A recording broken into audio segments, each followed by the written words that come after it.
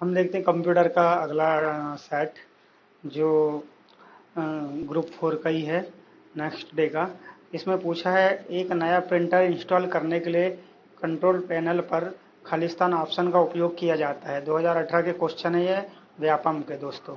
तो यहाँ पे याद रखना, install new printer option, add new printer option, add software या इंस्टॉल। तो एड न्यू ऑप्शन पर इस पे देखो कन्फ्यूजन बहुत हो सकता है, इंस्टॉल न्यू प्रिंटर या फिर एड न्यू प्रिंटर। तो व्यापम ने इसको एड न्यू प्रिंटर दिया है। तो याद रखना, एड मतलब होता है जोड़ना, और प्रिंटर को हमेशा जोड़ा जाता है, ऐसा याद रख लेना।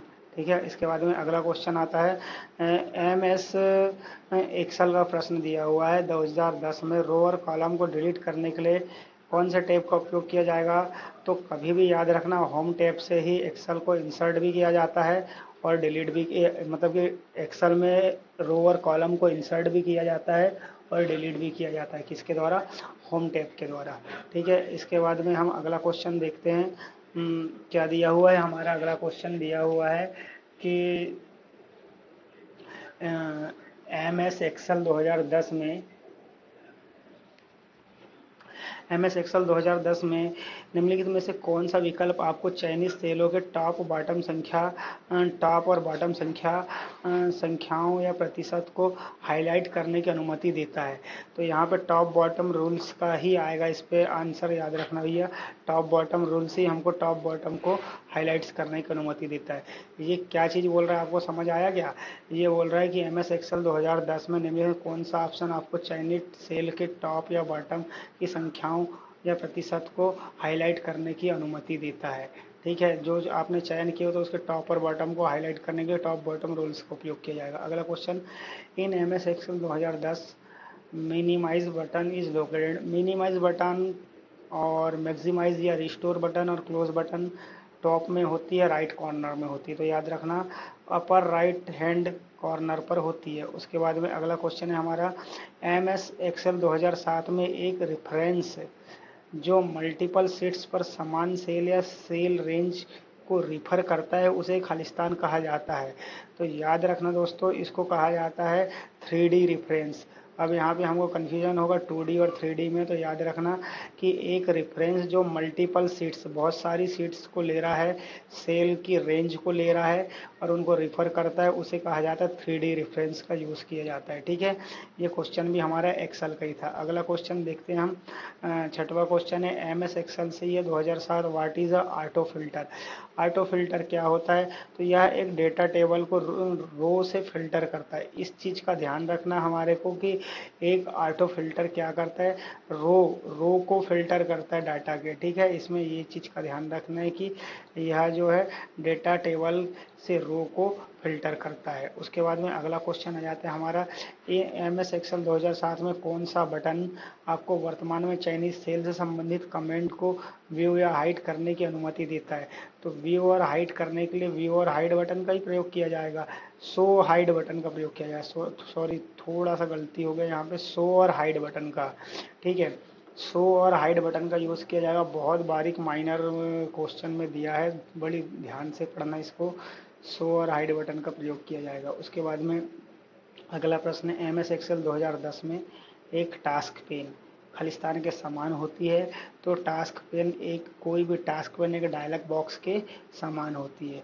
अगला क्वेश्चन है एम एस एक्सेल से, ये पूरा क्वेश्चन है एम एस एक्सेल 2010 में शॉर्टकट की जो घंटे और मिनट एम पी एम के साथ समय फॉर्मेट लगाने के लिए प्रयोग की जाती है।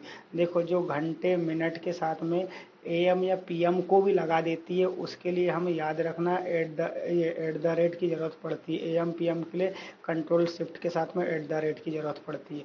अगला क्वेश्चन है हमारा, एम एस वर्ड 2007 में डिफ़ॉल्ट रूप से फाइल एक्सटेंशन सेव हो जाती है। क्या बोला? वर्ड बोला है तो वर्ड में डी यू सी एक्स लग जाएगा, क्योंकि 2007 बोला है तो एक्स जुड़ जाता है। अगला प्रश्न है हमारा, एम एस वर्ड 2010 में किसी भी शब्द के नीचे टाइप करते समय आने वाली लाल रेखा इंगित करती है। तो जब लाल रेखा हो जाती तो गलती काय की हो जाती है हमारी? मिस स्पेलिंग, मतलब कि वर्तनी की गलती हो जाती है। याद रखना, F7 की से इसको दूर किया जा सकता है लाल रेखा होने पे, वर्तना की गलती होती है। अब बोल रहा है MS word 2010 which of the following shortcut key is use for font ribbon. बोल रहा है MS वर्ड 2010 में फॉन्ट रिबन के लिए निम्नलिखित का इस्तेमाल, शॉर्टकट की का इस्तेमाल किया जाता है। तो फॉन्ट रिबन के लिए हमारे को फॉन्ट रिबन के लिए Ctrl+D, थोड़ा सा यहाँ पे ध्यान देना, फॉन्ट रिबन ना बोल के इसको फॉन्ट डायलॉग बॉक्स बोलना चाहिए, और Ctrl+D से फॉन्ट डायलॉग बॉक्स खुलता है, या फिर कभी रिबन भी दे अगले पेपर में तो आपको सही मानना है उसको, ठीक है। MS वर्ड 2010 में किसी कैरेक्टर के ऊपर एक छोटे कैरेक्टर, ऊपर मतलब सुपर, और मैं हर बार बोलता हूँ कि सुपर मतलब ऊपर, और ऊपर के लिए Ctrl+Shift++, ठीक है, याद रखना सुपर स्क्रिप्ट बोला जाता है, ठीक है। उसके बाद में अगला क्वेश्चन है हमारा MS वर्ड 2007 में सेक्शन ब्रेक का उद्देश्य क्या है, सेक्शन ब्रेक क्यों करते हैं, तो याद रखना सेक्शन ब्रेक आपको अपने डॉक्यूमेंट को दो भागों में विभाजित करने देता है, जिससे आप अलग अलग हेडर या फुटर और प्रति सेक्शन फॉर्मेटिंग लागू कर सकते हैं, मतलब कि सेक्शन में दो टुकड़ों में बांटने के लिए प्रयोग किया जाता है, ठीक है, सेक्शन ब्रेक का। अगला क्वेश्चन है the CPU and memory are located. तो CPU जो होता है और मेमोरी को मदरबोर्ड में ही लगाया जाता है, हम जानते हैं। मेमोरी मतलब कि रैम और रोम की बात कर रहा है, तो ये काय में लगती है, हमारी मदरबोर्ड में लगती है, ठीक है। विच of the following statement about software incorrect, software के बारे में निम्नलिखित में से कौन सा कथन सही है, तो इस पे याद रख लेना, इसे छुआ नहीं जा सकता, ये it can not be touch, इसे छुआ नहीं जा सकता है, तो ये सॉफ्टवेयर के लिए सबसे इम्पोर्टेंट है, ठीक है। उसके बाद अगला क्वेश्चन है भैया कि MS वर्ड 2010 में कर्सर के दाहिने तरफ एक शब्द को हटाने के लिए किस कुंजी का उपयोग किया जाता है। वर्ड में बोल रहा है कर्सर के राइट हैंड साइड में बोल रहा है, तो एक शब्द हटाना है तो हम इसके लिए डिलीट बटन का यूज़ करेंगे।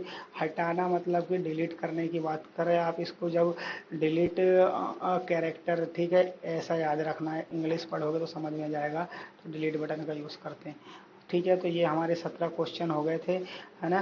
तो आपको यदि अच्छा लगा तो प्लीज़ इसको लाइक करना। थैंक